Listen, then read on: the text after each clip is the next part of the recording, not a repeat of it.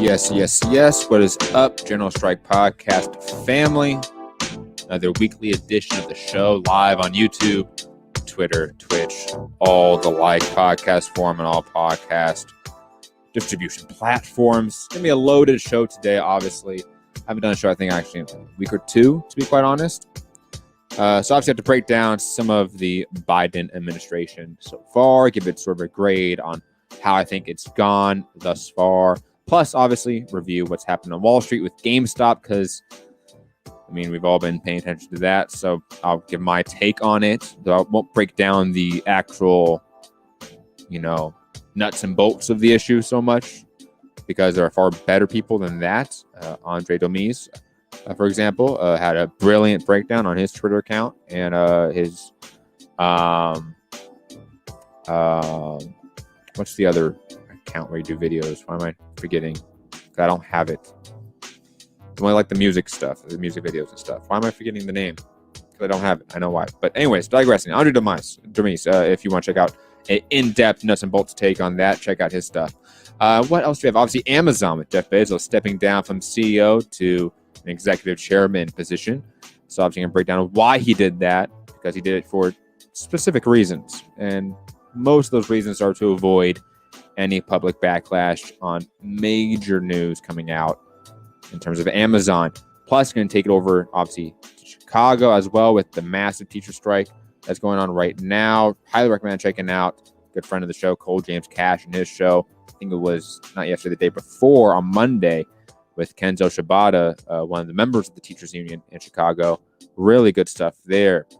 Obviously, going to break it over to international waters and talk about India, what's happening with their workers' general strike. Update you guys on what's happening with Bobby Wine and Uganda, Ecuador, Cuba, and other places as well. And obviously, it is Black History Month, so I will do, in terms of our sort of second half of the show video that we watch, and I usually do have a watch along, I'll break down and watch a roundtable discussion between Kwame Ture, Angela Davis, and other Black leaders in 1973. Shout out to Afro Marxists on YouTube. Sure, everyone should go follow that YouTube channel, because they have a ton of quality content. But let's get into it, guys, because we do have a lot to get into. First, obviously, let's just break down the Biden administration thus far. Let's break down in a sense of stuff that they've done, promises made or kept, all the like. The list I have so far, and things could have changed. Things will possibly change as well in the coming days. In the first, was it now 17 days, give or take, the Biden administration has lied about the $2,000 checks, has lied about the public option, has froze insulin and EpiPen rule that lowered prices, has already considered a multi-thousand troop surge in Iraq, has claimed to own Syrian oil and has actually increased troop presence in Syria, has claimed the coup attempter Juan Guaido is the president of Venezuela, when pretty much the entire world does not share that belief, that Nicolas Maduro is the rightful democratically elected leader of Venezuela. He's obviously appointed a who's who of corporatists, war criminals, and the like to his cabinet. People like Janet Yellen, Raytheon execs, all that fun stuff. Maintained a colonial policy over Puerto Rico. Won't rejoin the Iran deal without unreasonable amendments. Has maintained the murderous Iran sanctions that has killed over 40,000 people in Iran last year due to COVID. 40,000 people died in Iran due to U.S. sanctions. Okay. Again, I think I always need to put it into comparison here, in juxtaposition. Imagine if any country economically sanctioned us and 40,000 people died from it. How would our country react to that sort of murderous, genocidal threat? Like, honestly, I never put that in comparison. Speaking of Guaido earlier, he's invited him to the inauguration, or it did invite him to the inauguration. I don't think he went, though. Lied about giving, or forgiving, I should say, some student loan debt. Obviously not all of it, but he did say that he was going to forgive some of it. So far has not. Lied about immediately ending support for the Saudi-led coalition in Yemen, one of the worst humanitarian crises in recent years, and a genocide that's happening with U.S. backing. He's created a migrant task force, but still has not freed all of the people in cages at the ICE camps. Now, there's a lot to get into that and dissect, especially on that last point. I want to talk about that a little bit more. We saw in terms of this like neoliberalism, right? It's not embedded theory that this is how neoliberals act, but I think it is a byproduct of the theory, right? When they actually put into practice, this is the byproduct of neoliberalism as a theory. You get this, this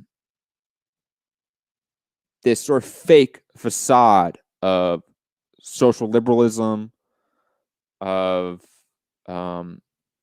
social inclusiveness, and why I call it a fake facade is because neoliberal theory, to its core, is about protecting and creating not only markets, but a capitalist ruling class. Okay? When a market or a capitalist class is not there, they create it through primitive accumulation. When a capitalist class is there and markets are in existence, free markets, the neoliberal theory states that it must protect those markets at all costs. Okay? How they do that through military, through police, through agencies. Okay? So when we talk about, and we're going to talk about with GameStop as well, okay, with, Janet Yellen as well, that we see this protection of the status quo, meaning nation state apparatuses, meaning capitalistic apparatuses. We have seen this innate desire from neoliberals to protect these institutions, to protect this order as they know it. And they hide behind that with this social liberalism. Okay. You're going to get headlines about how Biden reunited 9 kids with their families over the last couple of days. There are still thousands of people in ICE concentration camps. There is an unknown amount of women that have been forcibly sterilized by ICE. Okay. Now, I know Biden has called a halt to all deportations from ICE, not actually closing down these ICE concentration camps, just the deportations, which I think is, again, sort of that facade of progress, right? What we've seen is that ICE has refused that order. They are a rogue agency right now. What did the Democratic Party, how did the Democratic Party respond to that? Almost non-existent. You hear the squad talk about it with AOC and the like.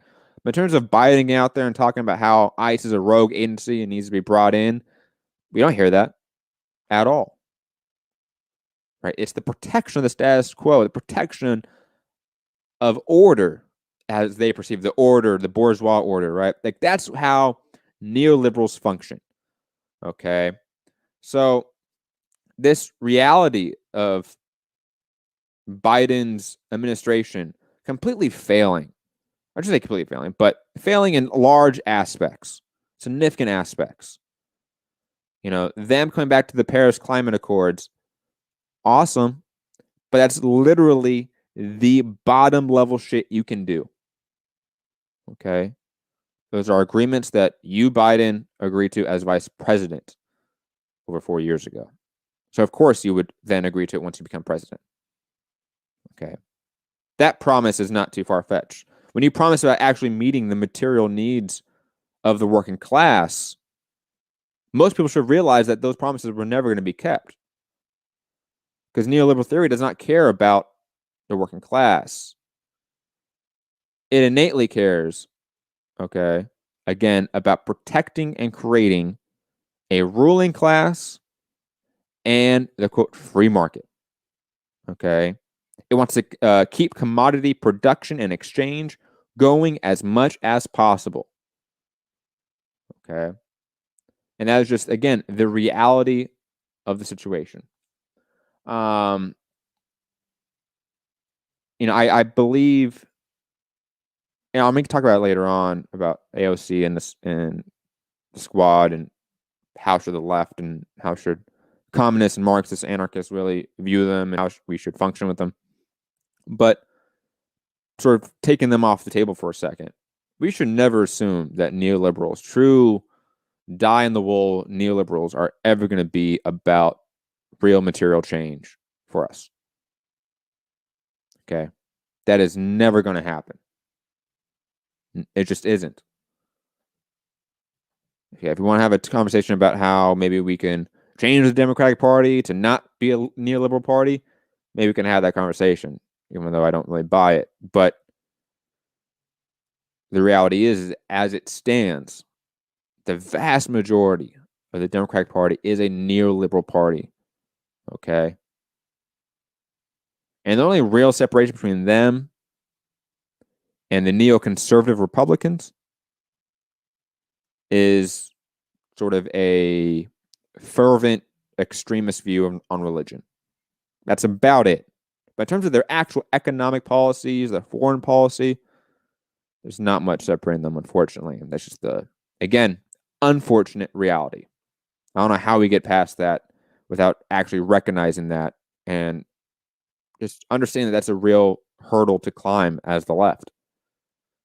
Because the Biden administration is not going to be moved to the left in any fashion. Like in the ways that progressives want to talk about moving the Biden administration left, it's pretty naive. Okay, we have to force them left. Okay, when I mean force, I mean economically push them into a corner where they have to meet our needs. And stuff like strikes with teacher unions, I think it's a great move. Trying to increase unionization as a whole, I think, is a massive foundational step we need before we can even talk about pushing Democrats left or, primarying out all the establishment or creating a new third party. We need the revival of the labor movement. Okay. So when I hear stuff about Chicago and their teacher strike, that is what we should be focusing on and prioritizing more than anything else in terms of these electoralism or electoralist strategies that we want to debate. Okay. Anyways, moving on. If anyone's listening, obviously, Twitch or Twitter or YouTube, let me know in the chat your thoughts on the Biden administration so far. Like, have you been pleased with it? Have you been disappointed? Why have you been disappointed? Why have you been pleased with it? I'm very curious to see what people's perceptions of the Biden administration thus far are. Moving on, let's talk about GameStop. Sam O in the chat. Shout out to Sam O, long time listener and good friend. Saying, hey, Matt, don't we also need to bring up the idea of a new deal or new deal? Yeah, I mean, the New Deal did not come about because you had what's his name, Henry Wallace or such, like push that, right? Like you didn't get like some progressive social democrat in Congress or in the administration, right? That was like, hey, we're gonna just do this, right? And they through the divine right of kings that they devised this plan. No, the New Deal era was predominantly a result of the AFL and CIO, the Communist Party, and two socialist parties. Okay. They were in a formal alliance together. The CIOs is basically like the IWW. It's a big collection of workers' unions and workers' associations. Okay. And the IWW kind of faltered, or I should say, lost momentum in the U.S. and the CIO and the AFL, or the AFL-CIO, gained a lot of steam in the 20s and 30s. But those organizations had real on-the-ground militant strength, okay?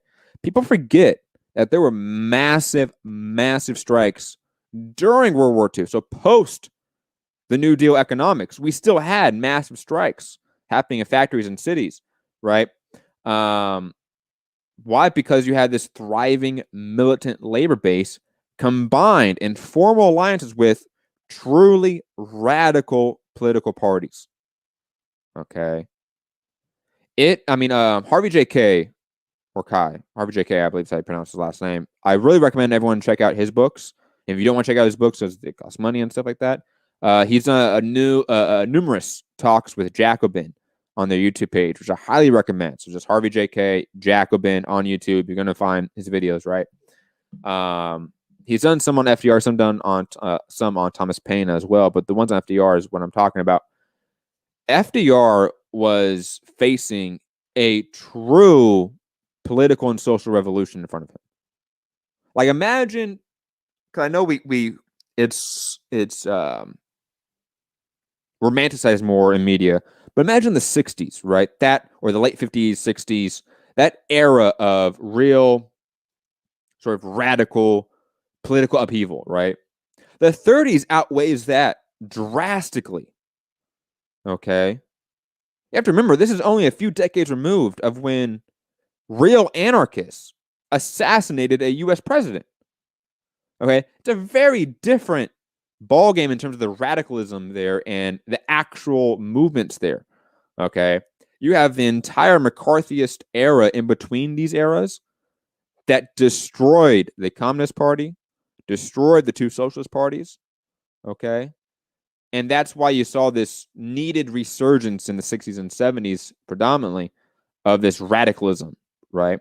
But even that radicalism was often painted very liberal and even at that time, neoliberal aesthetics. So, no, the New Deal, we definitely need to get back to that. But how do we get back to that is the question, right, Sam? And how we get back to that is a formal alliance with strong socialist parties and a thriving militant labor movement. We have neither right now. So we need to create those two before we even talk about a New Deal era with a Biden administration. See, Sam. Also, I think the Biden administration so far, it's okay. It could be a hell of a lot better. 2,000 checks promise from Georgia. Absolutely. But I do like he stopped the Keystone Agreement, but he needs to do more. He stopped the Keystone Agreement, but he also stopped the Keystone Agreement because oil prices bottom out. Right? If oil prices were still skyrocketing like they were in, let's say, 2015 or 14, right? You would have had, I think, that not happen. I think Biden would have allowed the Keystone Pipeline to go ahead. And also, not to be Debbie Downer, though I'm going to be Debbie Downer on this show, I feel like. There are numerous other pipelines like the Keystone Pipeline that are still going on. I want to say Indigenous Anarchist is the account on Instagram. They have some good posts about that issue. I'm just forgetting some of the details of them. But I believe that's the name of the account. Indigenous Anarchist, I believe is the name of the account. But yeah, I mean, on the point of like the Georgia election, I mean, the $2,000 checks. Maybe Sam, you live in Georgia, you voted there, so maybe you can speak to this. From my perception, that $2,000 check promise from Ossoff and Biden was sort of the thing to push the Georgian elections towards the Democratic side. That was a huge promise. Okay, it was a material promise, and it's not been made.